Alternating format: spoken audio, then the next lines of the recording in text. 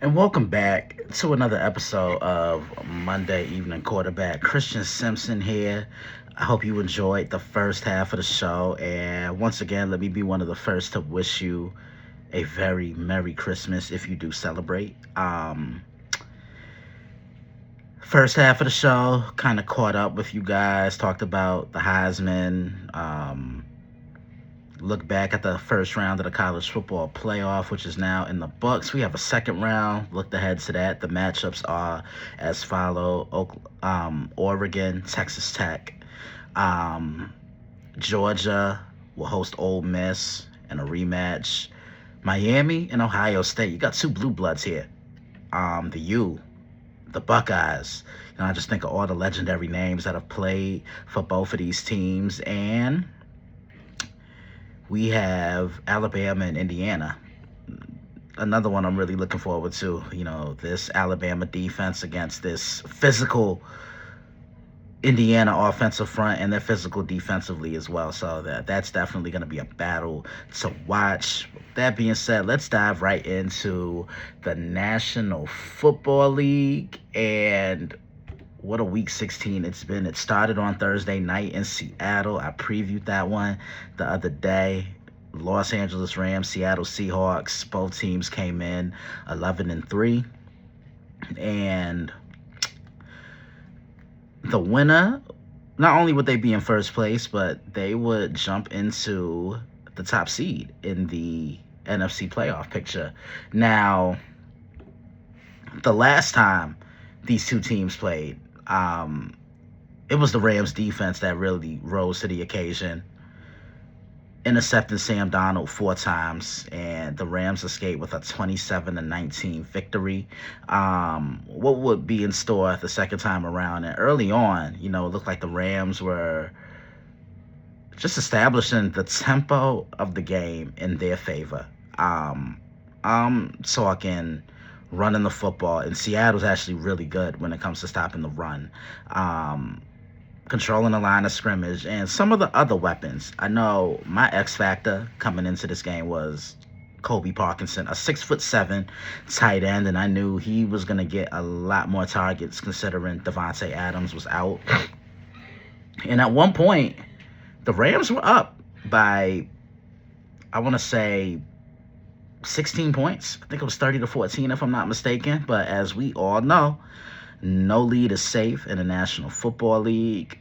Ask the Atlanta Falcons about that, because I know for a fact they're still reeling from that, because we're still making jokes about them. And just the other day made 3 years that the Indianapolis Colts blew the largest lead in NFL history. They were up 33-0, and Minnesota came back and beat them.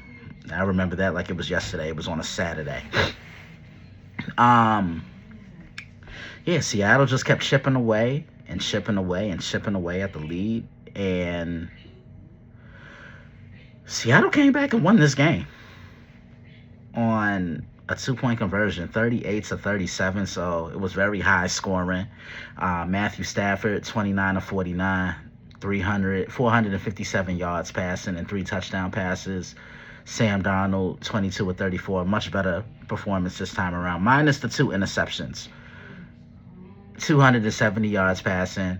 And Puka Nacua, 12 receptions, 225 yards. What a season he's had. And you can make a case for him being the favorite to win Offensive Player of the Year. What a game. Probably one of the 3 or 4 best that I think I previewed all year long. And if I had to give you a list, Ravens and Bills is in there, Georgia and Tennessee. This game between the Rams and the Seahawks, the Bears and Packers a couple of weeks ago. And I can make a case for the next game, because that's exactly where I was going next. But before that, the Eagles clinched the NFC East once again. And because of that, the Dallas Cowboys have been officially eliminated from playoff contention. You can't put this on Dak. Dak has put together a phenomenal season, and it's simply on their defense. But yeah, Dak Prescott, he makes a difference. He's kept them in games. So yeah, the Eagles have won and locked up the NFC East, finally snapped that losing streak, and no, another one of the best games of Week 16. Green Bay Packers, Chicago Bears. Um, when they played the first time, the Bears turned it over late, and that's what sealed the deal for the Green Bay Packers. They won that 28-21. In the beginning, I was kind of questioning both coaches because Matt LaFleur decides to go for it on 4th and goal, and then Ben Johnson snapping the ball to a very short running back, and they oversnap it. Green Bay recovers the ball, and Green Bay was in control for most of this game, but games aren't 1 3/4; they're 1 4, and I got to give the Bears a lot of credit because they scored 13 points in the fourth quarter. Jordan Love did unfortunately leave this game, and he did not return because he suffered a concussion. Now, granted, he went head first, and we got to lift this rule because when quarterbacks leave the pocket, they can be hit. Just call it what it is. Thanks, Tom. Still have mad respect for you. But, the Bears fought back. This game did go into overtime, and I'm going to say this. I remember a lot of you Bears fans questioning Caleb Williams, and now you want to sing his praises. Like, I'm going to need you to draw a line, pick a side, and stay on it. This was the game where he grew up. He's grown up and matured all season long, and I hope we get to see this tandem of Caleb and Ben Johnson for years and years to come. Malik Willis was the one who filled in for Jordan Love in a touchdown pass he threw to Romeo Doubs. He placed that perfectly in the breadbasket, and he didn't have a bad game. 9 of 11, 121 yards passing, and 1 touchdown. The Packers really did try to run the football. Caleb Williams, though, 19 of 34. 250 yards passing and 2 touchdowns, including probably the best pass I think I've ever seen him throw, which is in college and the NFL. The Bears are 11-4.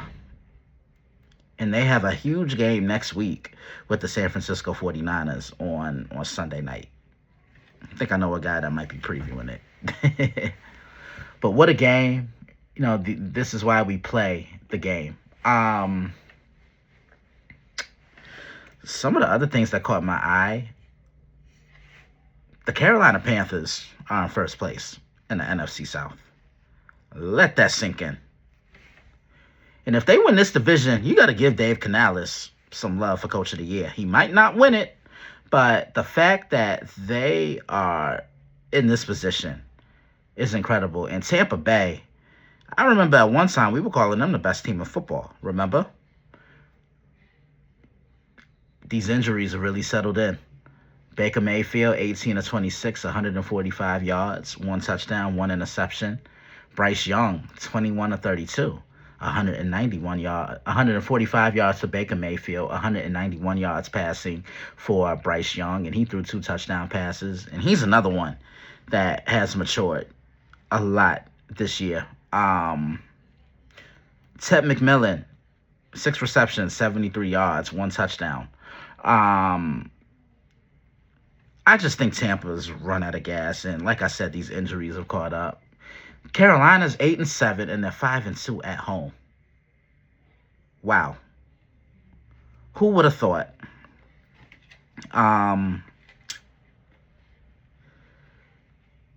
This division's probably going to come down to Week 18.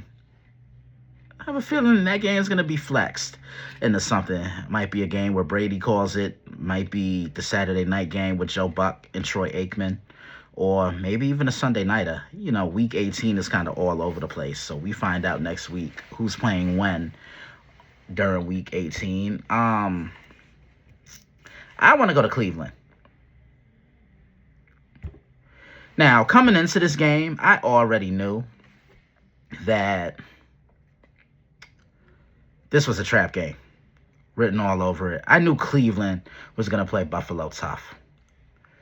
My thing with the Bills, and the same could be applied to the Bears if we're being real. My thing with the Buffalo Bills in this instance is they get off to slow starts and they always have to come back. Yeah, they're not out of a game, and Josh Allen is really carrying this team. But what about starting quickly and just getting off to that quick start? Because there are going to be those instances where the team you're playing, they're going to have you down and they're going to keep you down. That was such a gritty win last week against New England in Foxborough. And what have I said? This is a better Bills offense when they let James cook. Words to my man D. 16 carries, 117 yards, and 2 touchdowns. Josh Allen, 12 of 19, 130 yards. They're better when they play like this. And Khalil Shakir was the leading receiver for Buffalo. Shador Sanders, 20 of 29, 157 yards passing, 1 touchdown, 2 interceptions, and he was also the team's leading rusher. Buffalo did escape with a 23-20 victory. A win's a win, but you could say they could have won this game by at least 10. Miami decided to bench Tua Tagovailoa and start Quinn Ewers. Cincinnati's such a better offense when Joe Burrow is at the helm. He threw for 309 yards. Cincinnati won this game 45-21. And the Chargers believe they clinched the playoff spot. They go into Dallas and beat the Cowboys 34-17. And it just becomes more of a nightmare for the Kansas City Chiefs. Gardner Minshew, Patrick Mahomes' replacement, tore his ACL. A week after Patrick tore his. Wow. And Kansas City lost to the Tennessee Titans 26-9. The Titans beat some wounded ducks. I want to look at the NFL playoff picture real quick and talk about that, because it just seems to always change week in and week out, right? So remember, one team gets the bye, and one team in each conference gets the bye. I remember when it used to be 2. Now, so the Denver Broncos are still the 1 seed as of now. New England's the 2. Jacksonville's the 3. The Steelers are the 4. The Chargers are the 5. The Bills are the 6. And the Houston Texans are the 7 seed. In the NFC, where it's a little bit crazy, the Seahawks are the 1 seed. The 2 seed is the Chicago Bears. The 3 seed is the Philadelphia Eagles. The 4 seed is the Carolina Panthers. The 5 is the Los Angeles Rams. The 6, the San Francisco 49ers. And the 7 is the Green Bay Packers. Now, I was telling somebody before the Packers-Bears game on Saturday night, I told them, I don't think Saturday night is the only time we'll see the Packers and Bears play. I hope and pray we get this matchup in the playoffs. It's one thing when you have a rivalry game, but in the playoffs, the pressure and just the magnitude of the game, it intensifies by over 1,000. And I would love to see it, whether it's at Lambeau, whether it's off Lake Michigan at Soldier Field. What do you guys think of the playoff picture? Leave your thoughts in the comment of this video. Monday Night Football tonight. San Francisco 49ers, Indianapolis Colts. Phillip Rivers returns to play again in front of the Colts faithful. Um, I know we give um, Kyle Shanahan a lot of flack, but he's getting the job done. I think this is his best coaching job. You're without your quarterback for about 8 weeks. You lose your two best defensive players. George Kittle's been in and out of the lineup. Your receiving core hasn't necessarily been the greatest. And yet the 49ers are 10-4. The Colts were a good story, but they've cooled down considerably. I do like the 49ers in this one. I just think that defense is going to be a little too much for old man Phil. And really, this Colts offensive front, I just think the 49ers play and present such a physical test to any team that plays them. Yeah, I think this is going to be close, but I definitely like the 49ers in this one. I say 23-17. Nothing too crazy. I think Brock has a pretty good game. Look for DeForest Buckner to wreak a little havoc. And, yeah, this should be a fun one tonight. And with that being said, that is all I have for today. Thank you for tuning in to this episode of Monday Evening Quarterback. Finally got to use my new microphone. This was my birthday present from my family, and I'm still thanking them for this gift. I've been doing this for so long, and this really made it official. If you like what you were hearing and you want to keep up with the Daily Blitz, make sure you like, share, and subscribe to the podcast, which is on YouTube. Log on to the site, which is thedailyblitz.blog, and see your email address, and anything I post and share to the site, you will get to your email inbox. Keep up with me on the airwaves. Mondays, Monday Evening Quarterback. Tuesday, The Prime on Prime Sports World with David On Point, TJ Hopkins. He will be back next week, I promise. David On Point, TJ Hopkins, Israel Rivera, and Matt James on Prime Sports World. Wednesdays, you can catch me on the betting window. Ronnie Kump, John Danzo, Ryan Shaw on the Nerd Report Network. Thursdays, Snowman in the Morning with my man Brian Snow. Friday, you can catch me on College Football Showdown with Israel Rivera and Matt James on Prime Sports World. Keep up with us on social media. Log on to Twitter and become a follower, which is at the Daily Blitz, at DailyBlitz_61. And make sure you follow us on Instagram, which is at the Daily Blitz 61. Follow my personal page at the Football Analyst _61. I got all that good stuff out the way. Huge shout out to my family, my beautiful mother, my beautiful sister, my dad, my son, better known as my dog, Seebs. Thank you guys for all you do, and I love you all. My other siblings, Sean, Janice, Tanisha, Daphne, Brandon, some other people I'm close with, Robert Butler, Jason Tyree, who just actually had a birthday the other day. So happy late birthday, Jason. I know I wished it to you the day of, but look, man, this is what we do at MEQ. We show all the love. TJ Hopkins, he'll be back next week, but that's my guy. Love that guy, man. Kimmel Fryer, Candace Carter, Rob Carter, no relation. Mike Griffin, Velo, Alex Bennett, Corey Harris, Deshaun Elliott, Kevin Cooper, his wife Lynn, their beautiful daughter Evelyn, who we all call Evie, and she has a birthday coming up. She caught up to me. Cole Johnson, better known as Coach, my mentor, my co-analyst, my brother, my friend. D, our moderator, everybody I contribute for and have contributed for in years past. I thank you so very much.